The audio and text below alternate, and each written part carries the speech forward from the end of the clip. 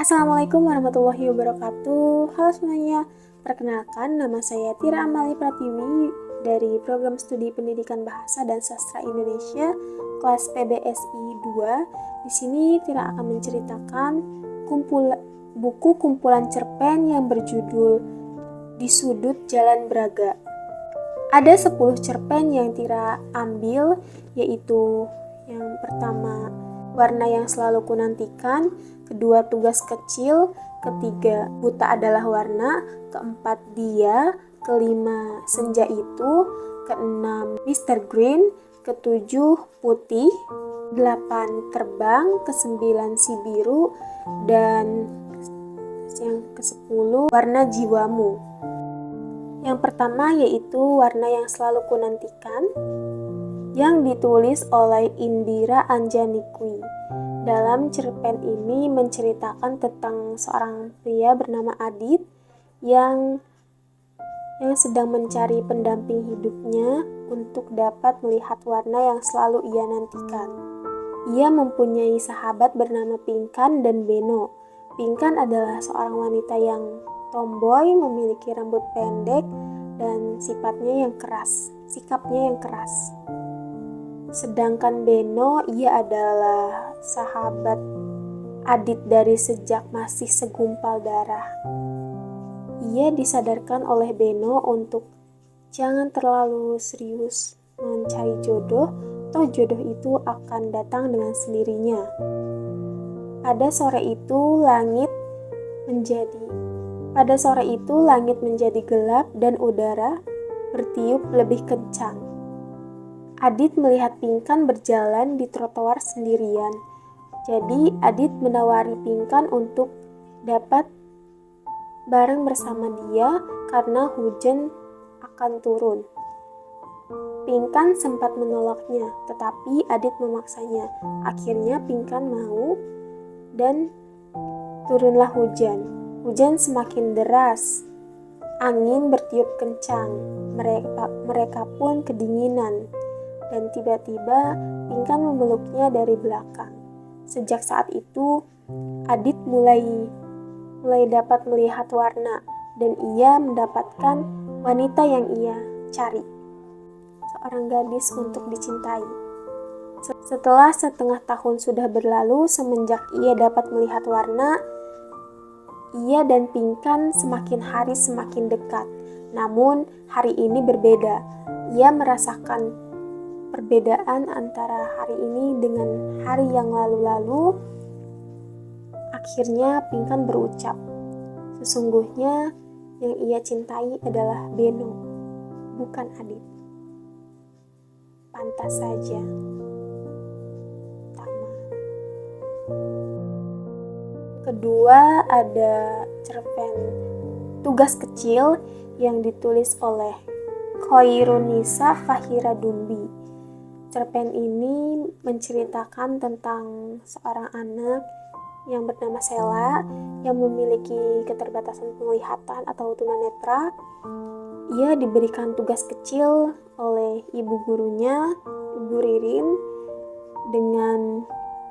ia diberikan tugas kecil untuk mengamati setiap warna saat perjalanan pulang, sedangkan ia tidak dapat melihat. Dan ia pun bertanya kepada Ibu Ririn, Bu Ririn, aku tidak bisa melihat, jadi boleh ya aku tidak mengerjakan tugas itu? Bu Ririn pun menjawab dengan lembut, tetap harus dicoba dong, nanti mamamu menjemputmu kan? Mama pasti mau membantumu. Sela pun menceritakan tugasnya kepada mamahnya, dan mamahnya membantunya untuk mengamati setiap warna yang ada, seperti mulai dari warna yang dikenakan oleh teman-temannya, jalan beraspal, rerumputan, langit, hingga warna bunga dan kupu-kupu. Sesampainya di rumah, Sela langsung mewarnai dengan krayon yang sudah disiapkan oleh mamahnya. Ia sekarang tidak kesulitan sama sekali. Keesokan harinya, Ibu Ririn memanggil anak satu persatu untuk mempresentasikan warna yang mereka sukai.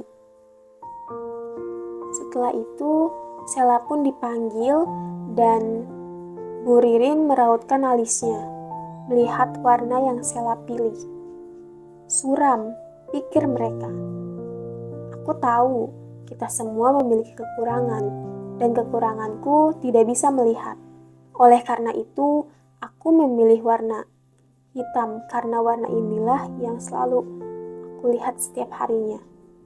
Mama memberitahuku warna-warna yang kemarin kita lewati, perjalanan kemarin yang kita lewati, tetapi aku hanya melihat warna hitam.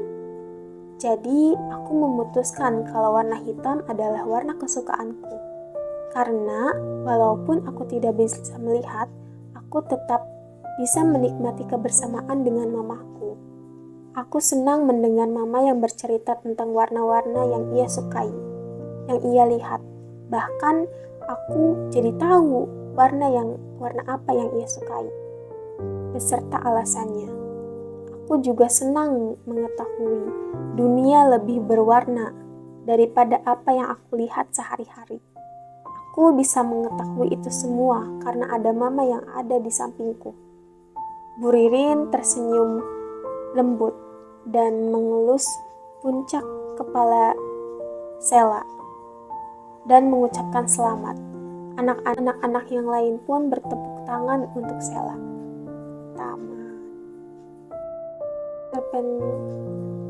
Cerpen yang ketiga yaitu Buta Adalah Warna karya Mega Feranti. Dalam cerpen ini menceritakan tentang seseorang yang memiliki teman dan teman itu buta atau tidak bisa melihat atau buta. Dia dapat melihat semua warna tetapi tidak dengan temannya. Temannya hanya dapat melihat warna monokrom, hitam dan putih, dan selamanya akan tetap begitu. Matanya yang tampak normal dengan lensa biru, laut dikelilingi pupilnya, tersimpan rahasia besar bahwa apel yang ia lihat bukan warna merah maupun hijau. Salah satu hal pernyataan yang benar darinya yaitu warna mataku yang hitam dan warna langit yang biru. Lalu mendekati hari penggantian bola mata dan ia tidak dapat diselamatkan atau meninggal dunia. Kupikir ia telah bahagia dengan mata barunya. Setiap manusia tidak pernah puas melaksanakan satu hal.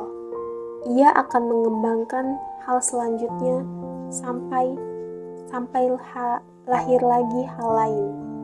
Para manusia kreatif akan mulai mencampurkan warna satu dengan warna yang lainnya demi kehadiran warna baru. Itu akan terus dilakukan sampai mereka buta warna, buta hati, dan kehilangan nyawa. Dia, temanku yang berharga, adalah seseorang yang kreatif dengan warna si jenius. Warna yang selalu memberikan inovasi, warna baru pada setiap jengkal napasnya. Meskipun ia buta warna, si pecinta warna monokrom. Dan aku tegaskan bahwa buta adalah bagian dari warna utama. Dan yang keempat yaitu tentang Dia, karya Nurfaizah Lesmana. Cerpen ini menceritakan tentang seorang tokoh bernama Aura Febrianti. Perpustakaan dan taman sekolah adalah tempat favoritnya. Ketika ia sedang berada di taman dan sambil mendengarkan musik dan membaca buku, ia didatangi oleh seorang laki-laki yang bernama Ihsan. Mereka pun mulai berkenalan dan sejak saat itu mereka menjadi semakin dekat. Dan Ihsan adalah teman pertama Aura. Saat malam minggu kemarin pun mereka berkencan. Lalu Ihsan menyatakan perasaannya bahwa ia menyukai Aura sejak MOS. dan Aura pun menerima, dan sejak saat itu hidup Aura menjadi lebih berwarna. Tamat. Yang kelima yaitu tentang Senja Itu, karya Rania Noviandani.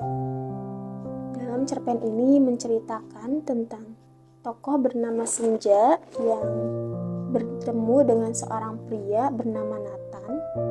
Nathan merupakan siswa baru di sekolahnya dan ia duduk di sebelah Senja, dan sejak saat itu mereka mulai dekat. Pada hari kelulusan, Nathan sempat menghilang 3 hari. Senja terkejut ketika Nathan datang. Ia memakai kursi roda, dan ternyata selama ini Nathan mempunyai penyakit kanker darah. Senja pun hanya bisa menangis. Ia kesal karena ia tidak mengetahuinya. Tiba-tiba darah mengalir dari hidung Nathan, dan sejak saat itu Senja tidak pernah melihat Nathan lagi. Cerpen keenam yaitu Miss Green oleh Stephanie Shifra Putri, menceritakan tentang seorang tokoh bernama Jinan yang bertemu dengan seniornya yang bernama Atala. Ia sangat tampan. Atala menyesal karena sebelum ibunya meninggal, Atala menjadi orang yang suka nongkrong, merokok, dan minum-minum. Tetapi sekarang ia sudah menjadi anak OSIS. Semua orang berbuat kesalahan, tapi hanya orang hebat yang mampu mengakui dan memperbaikinya. Atala memandang Jinan dengan penuh harapan. Jinan ini katanya mirip dengan mamahnya. Sepertinya dia akan melewati masa SMA dengan indah dengan Miss Green yang di sebelahnya. Terima kasih, tamat. 7 yaitu tentang Putih, karya Suari Lintang Tenandari. Cerpen ini menceritakan tentang seseorang yang menyukai warna putih. Putih itu bukan warna tubuhnya, tetapi karena sikapnya yang putih. Ia tidak menyukai keramaian dan kebisingan. Ia lebih memilih berdiam di perpustakaan dibanding dengan bercengkerama dengan banyak orang. Tetapi ia menyadari bahwa ia harus keluar dari zona nyamannya. Ia mulai menyukai putih semenjak ia bertemu dengan seseorang yang senang menulis dan karya-karyanya dapat menginspirasinya. Jadi sekarang dia sudah menjadi lebih terbuka dan banyak berinteraksi dengan banyak orang. Dan ke-8 yaitu tentang Terbang yang ditulis oleh Wanda Amira Misyara. Cerpen ini menceritakan tentang sepasang kekasih yang harus berpisah karena untuk mencapai cita-citanya masing-masing. Sang perempuan menjadi psikolog dan sedangkan si laki-laki menjadi pilot. Si laki-laki sempat memutuskan hubungan mereka, tetapi dia terus datang lagi pada si perempuan dan membuat perempuan itu bingung. Setelah beberapa tahun, si perempuan pun menikah dengan lelaki yang baik meskipun bukan dia, dan si perempuan mendapatkan kabar bahwa pesawat yang mantannya itu tumpangi, yang mantannya itu kendarai, mengalami kecelakaan dan tidak ada yang selamat. Dan ke-9 yaitu Si Biru, karya Wiranti Syahputri. Cerpen ini menceritakan tentang seseorang yang menyukai warna biru tanpa alasan. Kadang warna kesukaannya itu membuat hal yang merepotkan, seperti permintaan kue ulang tahun, warna meja, dan bahkan kacamata. Tamat.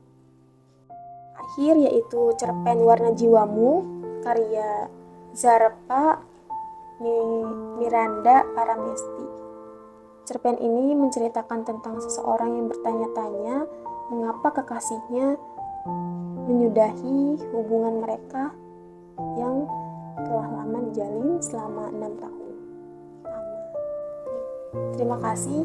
Kurang lebihnya mohon maaf. Wabillahi taufiq wal hidayah. Wassalamualaikum warahmatullahi wabarakatuh.